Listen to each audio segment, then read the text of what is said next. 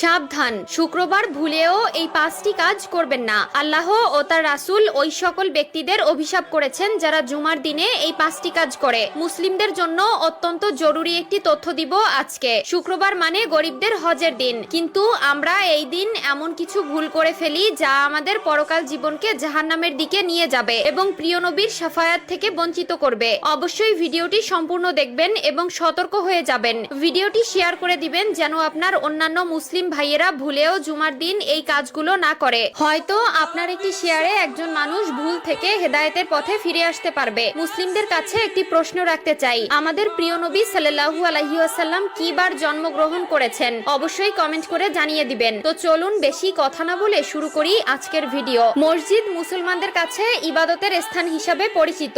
এরপরও আমরা মসজিদে এমন কিছু কাজ করে থাকি যা মসজিদের পবিত্রতা নষ্ট করে। তাই মসজিদের পবিত্রতা রক্ষার জন্য কোরআন হাদিসে নিষিদ্ধ বিষয়ের উপর লক্ষ্য রাখা উচিত। 1 নম্বরে কোনো নামাজি অন্য নামাজিকে উঠিয়ে দিয়ে বসা যাবে না। রুদ্দুল মুখতার 630। মসজিদের ভেতরে প্রতি ওয়াক্ত নামাজ একই স্থানে আদায় করার জন্য কোনো লোক নির্দিষ্ট জায়গা রাখতে পারবে না। 2 নম্বরে রয়েছে মসজিদে হারানো বস্তু তালাশ করা যাবে না, কারণ মসজিদে দিনের কথা বা কাজ ব্যতীত অন্য কোনো কথা বা কাজ করা নিষেধ। মিশকাত শরীফ 654। হযরত আবু হুরায়রা রাদিয়াল্লাহু তাআলা আনহু হতে বর্ণিত, রাসূলুল্লাহ সাল্লাল্লাহু আলাইহি ওয়াসাল্লাম বলেন, তোমাদের কেউ যদি মসজিদে হারানো বিজ্ঞপ্তি দিতে শুনে তাহলে সে যেন বলে, আল্লাহ তোমাকে ওই জিনিস ফিরিয়ে না দিক, কেননা মসজিদ এই সকল কাজের জন্য নির্মাণ করা হয়নি। মুসলিম শরীফ 568। 3 নম্বরে মসজিদে দুর্গন্ধময় কোনো জিনিস খেয়ে বা নিয়ে প্রবেশ করা নিষেধ। মিশকাত শরীফ 655। রাসূলুল্লাহ সাল্লাল্লাহু আলাইহি ওয়াসাল্লাম বলেন, যে ব্যক্তি দুর্গন্ধযুক্ত খাবার খায় সে যেন তার মুখ পরিষ্কার করা ব্যতীত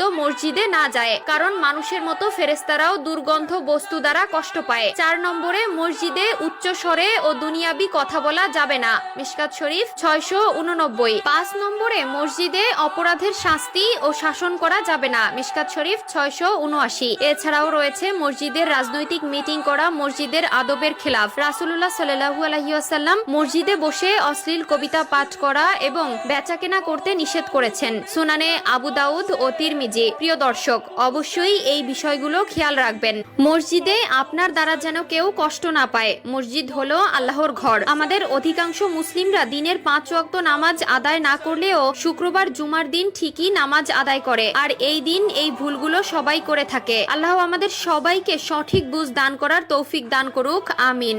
আমি জাহান্নামে পুরুষদেরকে অনেক আযাবে ভুগতে দেখেছি, যার মধ্যে একজনকে পাথরের উপর মাথা রেখে অন্য পাথর দিয়ে অনবরত থেতলিয়ে দেওয়া হচ্ছিল, যার জিহ্বা অনেক দূর পর্যন্ত টেনে